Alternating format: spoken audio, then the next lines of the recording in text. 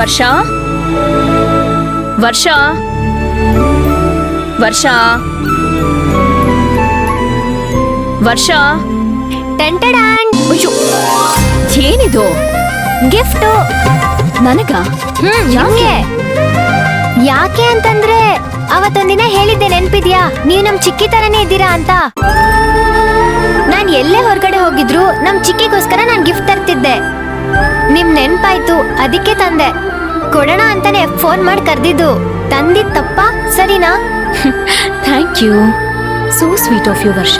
ನಾನ್ ಯಾವಾಗ್ಲೂ ನಿಮ್ಮನ್ನೇ ನೆನಪಿಸ್ಕೊತೀನಲ್ಲ, ಹಾಗಾಗಿ ನೀವ್ ಯಾವಾಗ್ಲೂ ನನ್ ಹೃದಯದಲ್ಲೇ ಇರ್ತೀರಾ.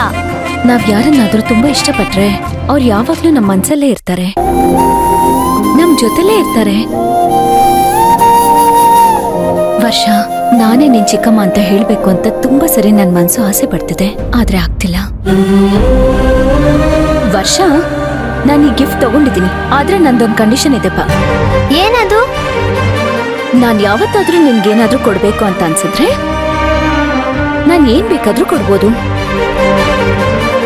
ಎಷ್ಟು ಎಕ್ಸ್ಪೆನ್ಸಿವ್ ಬೇಕಾದ್ರೂ ಆಗಿರ್ಬೋದು. ಆದ್ರೆ ನೀನ್ ಅದನ್ ಬೇಡ ಅನ್ಬಾರ್ದು, ಓಕೆ? ತಗೋಬೇಕು. ಹಾಗಿದ್ರೆ ಮಾತ್ರ ನಾನು ಇದನ್ನ ತಗೊಂಡ್ ಹೋಗ್ತೀನಪ್ಪ. ನೀವ್ ಏನ್ ಬೇಕಾದ್ರೂ ಕೊಡಿ, ನಾನ್ ತಗೋತೀನಿ. ಗುಡ್. ಹಾ, ನಿಮ್ಗೆ ಕಾಫಿ ಅಂದ್ರೆ ಇಷ್ಟ ಅಲ್ವಾ? ನಾನ್ ಮಾಡ್ಕೊಂಡ್ ಬರ್ತೀನಿ. ಸುಕೃತ, ಒಂದ್ ನಿಮಿಷ. ಆಕ್ಚುಲಿ ನಾನು ನಿಮ್ಮ ಹತ್ರನೇ ಮಾತಾಡೋದಿಕ್ ಬಂದಿದ್ದು. ನನಗೆ ಸುತ್ತಿ ಬಳಸಿ ಮಾತಾಡೋದಿಕ್ಕಾಗಲ್ಲ, ಈ ವಿಷಯನ ಡೈರೆಕ್ಟ್ ಆಗಿ ಹೇಳ್ತೀನಿ. ಇತ್ತೀಚೆಗೆ ವಿಕಾಸು ನಿಮ್ ಹತ್ರ ಕ್ಷಮೆ ಕೇಳಿ ಲೆಟರ್ನ ಬರ್ದಿದ್ರಲ್ವಾ? ನೀವು ಅವ್ರನ್ನ ಕ್ಷಮಿಸ್ಬೇಕೋ ಬೇಡವೋ ಅನ್ನೋ ಗೊಂದಲದಲ್ಲಿದ್ರಿ. Am I right? ಹೌದು, ನೀವ್ ಹೇಳಿದ್ದಷ್ಟು ಸರಿ ಇದೆ. ಈ ವಿಷಯ ನಿಮ್ಗೆ ಯಾರು ಹೇಳಿದ್ದು? ನಾನೇ ಕಣಮ್ಮ, ನಾನೇ. ಅದು ನನ್ನ ಮನ್ಸಲ್ಲಿ ನಿಂಗೇನೋ ಹೇಳ್ಬೇಕು ಅಂತ ಅನ್ನಿಸ್ತಿದೆ, ಅದು ಹೆಂಗ್ ಹೇಳ್ಬೇಕು ಅಂತ ಗೊತ್ತಾಗ್ತಿಲ್ಲ. ಅದಕ್ಕೆ ನಾನು ಅರ್ಚನಮ್ಮ ನಂಬರಕ್ಕೆ ಹೇಳಿದ್ದು. ಈಗ ಯಾರು ಹೇಳಿದ್ರು ಯಾರು ಕೇಳಿದ್ರು ಅನ್ನೋದು ಮುಖ್ಯ ಅಲ್ಲ.